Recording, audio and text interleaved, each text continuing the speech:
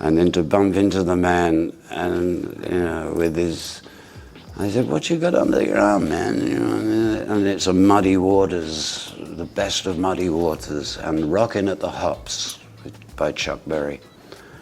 I know. Do you see any particular reason for that? I think that the media really likes to make a story about that, Yeah. you know, and it's sort of, but it's an unfortunate position to get into, and I'd just like to step outside the Stones to do. As the voice and wild spirit of the Rolling Stones, Mick Jagger didn't just perform.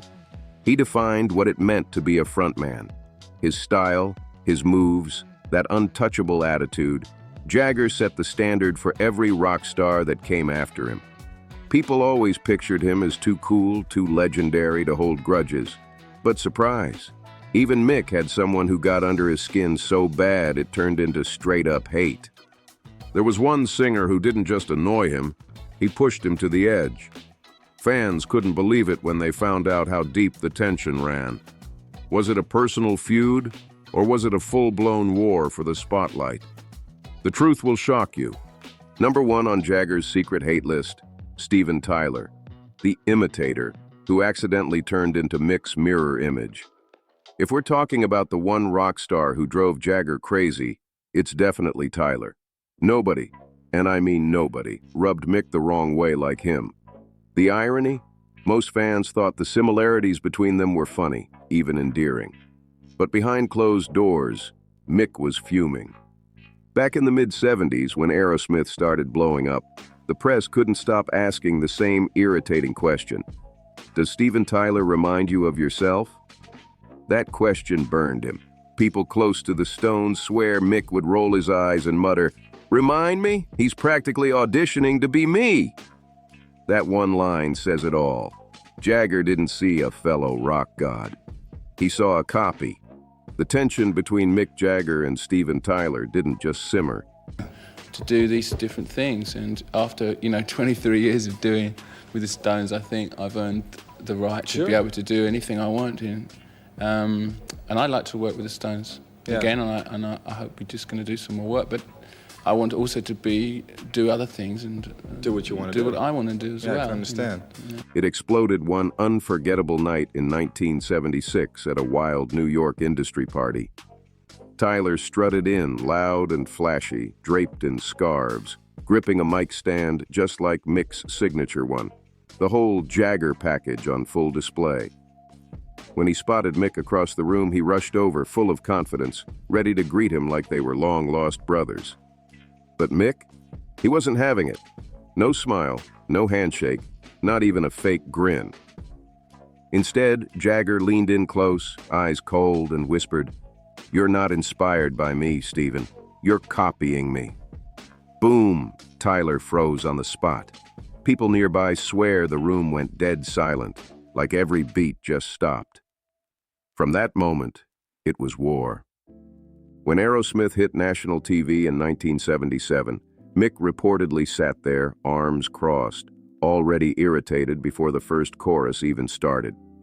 And when Tyler let out that signature scream with his hip-swinging swagger, Jagger snapped, "That's me if I'd been put through a photocopier." Savage. The bitterness didn't fade. It only grew stronger. Aerosmith's massive comeback in the 80s made things even messier. When MTV asked Jagger what he thought about Walk This Way, he smirked and shrugged, saying, "Old tricks in new packaging." Cold as ice. Tyler tried for years to play nice, always respectful, always reaching out. But Mick, he stayed distant, polite for the cameras, dismissive everywhere else. There was never a reconciliation, no friendly hug, no peace talk. To Mick, Steven wasn't just another rock star. He was a living reminder that someone had built an empire using his moves, his sound, and his skin from the 60s. Number 2. John Bon Jovi, the polished rock star Mick Jagger, refused to respect. This one wasn't some quiet tension. It was pure, visible disdain. Everyone who worked with Mick in the late 80s says the same thing.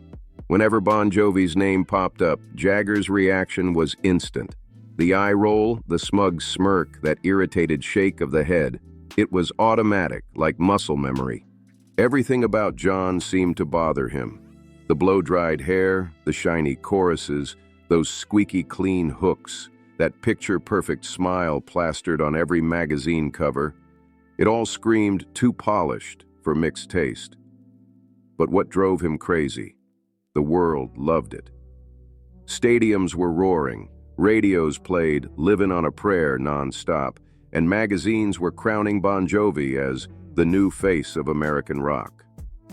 Mick saw one of those covers, scoffed and muttered, "American rock? That's just pop with guitars." Ouch.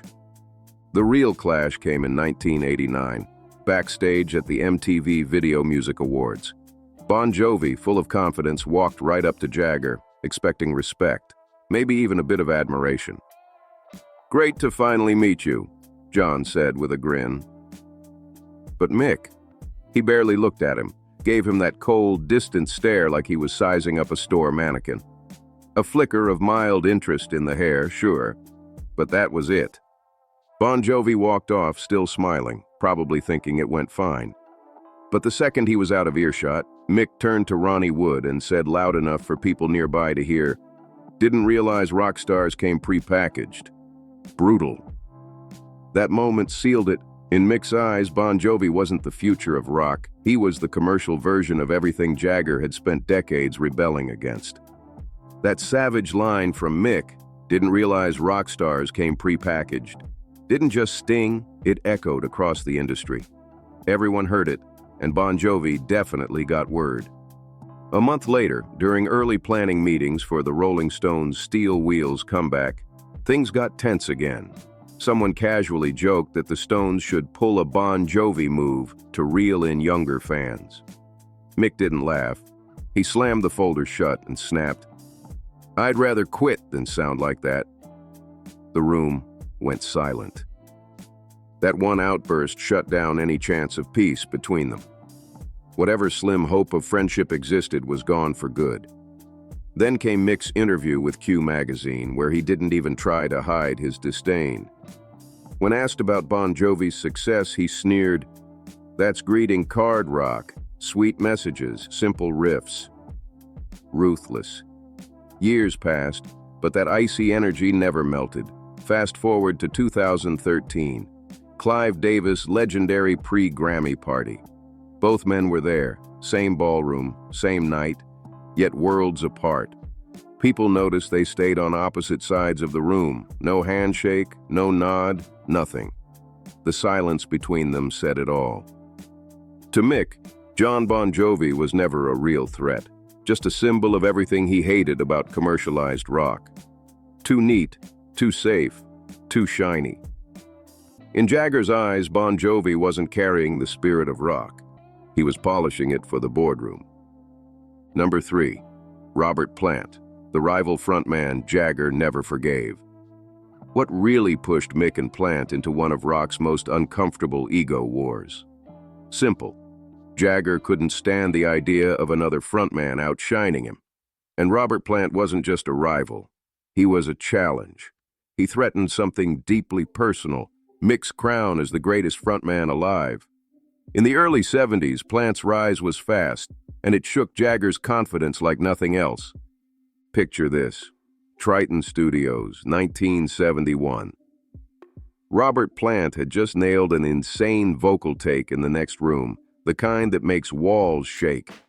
Someone, half joking, said Mick should try singing like that once in a while. The joke landed hard. Mick's face dropped, and minutes later he muttered, loud enough for people to hear, "That prehistoric wailing? Not my style." Ouch! Plant heard it and laughed, thinking Mick was just being playful. But he wasn't. That smirk on Mick's face wasn't for fun. It was frustration. Deep down, it stung. For years, the press kept fueling the rivalry. Headlines screaming things like Plant dethroning Jagger, or is Zeppelin the new blueprint for rock? Each article chipped away at Mick's ego. Now Jagger lived for competition. It kept him sharp. But this didn't feel like a healthy rivalry. It felt like someone rewriting rock history, erasing his legacy while he was still on stage. He believed he built the blueprint everyone else was now tracing over. The coldest moment hit in 1973, right after Led Zeppelin smashed attendance records. A reporter asked Mick what he thought about Plant pulling bigger crowds. Without hesitation, Jagger shot back, "Guess volume sells these days. Loud doesn't mean good. Savage." Plant brushed it off in interviews, but insiders say he privately called Mick terrified of change. The years rolled on, and while the fire cooled, it never really went out. At award shows, they'd nod politely, maybe share a quick handshake, but no warmth, no conversation. On paper, there was mutual respect. In reality, just quiet distance between two men who once fought for the same throne. Number 4, Joe Strummer, the punk rebel who lit up Jagger's fury. Joe Strummer managed to tick off Mick Jagger faster than almost anyone ever could, because he didn't just take shots at Mick's music, he came straight for his identity. And Mick? He wasn't used to getting called out by a guy who hadn't even been famous for a full decade. When the Clash blew up in the late 70s, Strummer made it his mission to challenge every rock legend he thought had sold out. But his sharpest words? Those were aimed right at Jagger. In one brutal interview, Joe sneered, "The Stones are millionaire tax exiles pretending to be rebels." That quote spread like wildfire, and it reached Mick within hours. One of the Stones' crew members said Jagger read the line, folded the paper slowly, and muttered, "Who does this boy think he is?" You could feel the temperature drop in the room. Things only got uglier at the Rock Against Racism concert in 1978.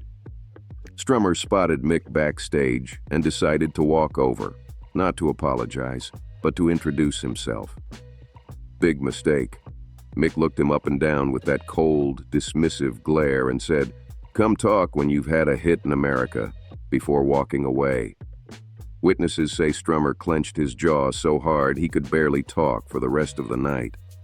The tension was real. Joe didn't let it slide. He fought back the only way he knew how, through the press.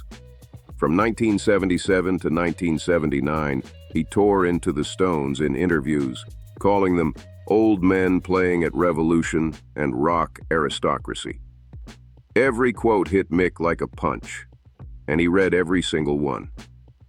For the first time ever, someone younger, someone from a rawer, hungrier generation, was calling out the Stones' authenticity. And for Mick, that cut deep. His pride had never taken a hit like that before. The tension between Mick Jagger and Joe Strummer got so heavy that even the press could feel it. When Rolling Stone magazine asked Mick what he thought about punk bands, he dropped one of the coldest lines of his entire career. 3 chords and a slogan don't make you a revolutionary. Ice cold. Even decades later, that chill never thawed. When Strummer passed away in 2002, Jagger's public tribute felt more like a parting shot than respect. He said, he believed in what he was doing, even if it wasn't particularly sophisticated. Oof, not exactly warm words. There was never reconciliation, never forgiveness. Just 2 men who stood on opposite sides of rock's rebellion and never saw eye to eye. Number 5, Chad Kroeger, the modern frontman Mick Jagger once claimed was killing rock. The second Nickelback started dominating charts, Jagger's dislike kicked in instantly. No slow burn, no misunderstanding, he just wasn't having it. The moment he saw their name printed next to the Rolling Stones on a festival lineup, it was game over. Older rivals used to irritate him, but Chad Kroeger, he triggered something deeper. Disappointment, frustration, maybe even heartbreak over what rock music had turned into. Mick didn't see him as competition. He saw him as a symbol of how far rock had drifted from its raw, dangerous roots. The breaking point came backstage at a German festival in 2006. A cheerful journalist said, "It must be fun playing the same event as Nickelback today." Mick didn't blink, didn't smile. He simply replied, "Fun? I don't consider what they do to be in the same universe as us." Boom. Crew members nearby froze. They knew that was Jagger's polite version. Behind that calm tone was pure disgust for what he thought was the death of real rock energy. The idea. No, I don't really like to keep fit very much. But I think it's just either born fit or not. Yeah. I mean, some people just get fat, and then they just can't run around anymore. But I'm just lucky. Yeah, but it's not like the whole physical fitness program. Oh, I don't really believe in it. Mick's real thoughts about Chad Kroeger were way harsher than anyone realized. The calm remarks were just the surface. The real explosion came in 2008 when Chad publicly said that the Rolling Stones were a major influence. Totally harmless on paper, right? But when Mick saw that quote, something inside him snapped. Bernard Fowler recalled the moment perfectly. Mick slammed the magazine shut and barked, "Influence of what? Selling cliches?" The room went dead quiet. Nobody dared say a word. To Mick, Chad Kroeger represented everything rock should never become: overproduced, predictable, and built to please everyone instead of shaking things up. He believed Nickelback had drained rock of its danger, stripped away its attitude, and traded rebellion for radio formulas. It wasn't just about one band. To Mick, it was about the soul of rock itself being sold off piece by piece. During a BBC interview in 2013, Jagger didn't even try to hold back. When asked about modern rock bands, he fired off a brutal line. When groups like that become the face of rock, it's no wonder kids abandon the genre. He never said Chad's name, but everyone knew exactly who he meant. Then came the 2017 Rolling Stone interview, and Mick dropped the filter completely. "They're not bland," he said sharply. "They're harmful." Oh, I'm with you. I mean, Believe me. I find it really boring doing that. So, but I mean, it's fun. Sometimes you want to play football and so on. But Yeah. all that regimentation and weights and all this, Not worth it. out the window. That one statement hit like a lightning bolt. Short, cutting, and impossible to misunderstand. It was clear. Jagger didn't just dislike Chad Kroeger. He saw him as a threat to everything rock and roll once stood for. Harmful. That was the word Mick Jagger used. Not bad, not boring. Harmful to the entire spirit of rock and roll. That line hit harder than any diss track could. And what did Chad Kroeger do? Nothing. Not a single word in return. Insiders say he completely avoids mentioning Jagger's name, afraid of reigniting a feud he never meant to start. Meanwhile, Mick hasn't softened one bit. No apologies, no backtracking, just silence and distance. This is one rivalry that'll stay frozen forever, exactly how Mick wants it. For him, some grudges are meant to last. They remind people who still runs the throne of rock. So now that you've heard it all, every glare, every jab, every cold line, what do you think? Was Mick Jagger justified in holding that grudge, or did he take it too far? Drop your thoughts in the comments. I want to know whose side you're on. And before you head out, make sure to like, subscribe, and share this story with your fellow rock fans. Don't forget to tap the notification bell so you never miss another behind-the-scenes drama the legends never wanted you to hear.